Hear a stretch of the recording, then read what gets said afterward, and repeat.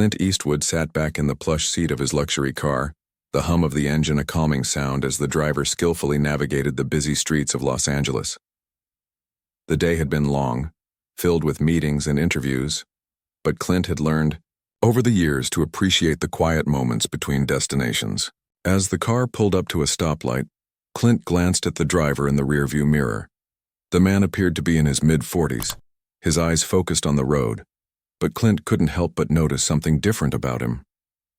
There was a certain weariness to the man's features, a tiredness that didn't match the usual sharp energy of his drivers. Clint, being the kind of person who observed people closely, couldn't shake the feeling that there was something the driver wasn't saying. As the car continued on its route, Clint's curiosity grew. He had always been the type to engage with people, to learn their stories. It was one of the reasons he valued his privacy. He found solace in the quiet, but also in the real connections he made. Finally, after a few minutes of contemplation, Clint decided to break the silence. "Hey, you okay?" he asked, his voice calm but full of concern. The driver glanced at him briefly, then quickly looked back at the road. "Yeah, just a long day, sir. Nothing to worry about." But Clint wasn't convinced. He had spent enough time in the industry to recognize when someone was hiding something, and there was something about this driver that made him think the man was struggling with more than just fatigue. "You sure?" Clint pressed. "You've been driving me around for a while now, and I've never seen you like this." The driver hesitated for a moment, then sighed deeply.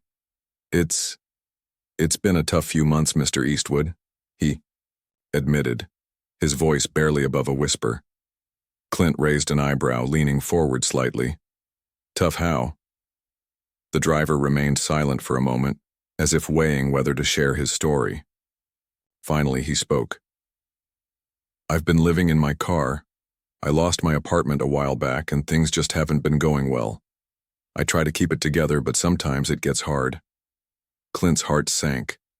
He had seen homelessness up close, especially in Los Angeles, but hearing it from someone he had worked with for months hit him harder than he expected.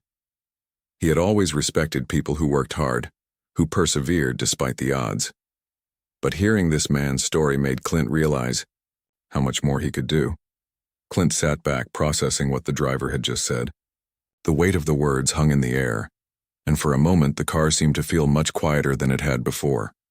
He couldn't help but think about all the people who passed by every day without seeing the struggles hidden beneath the surface. His driver had been living in his car, working long hours to make ends meet, all while hiding his personal pain.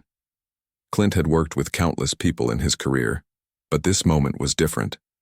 This wasn't about fame or success. It was about real people and real struggles. Clint's mind raced. He wasn't the type of person to sit idly by when he could make a difference. He had seen firsthand the power of lending a hand, whether through kindness, understanding, or even just offering someone a chance when no one else would.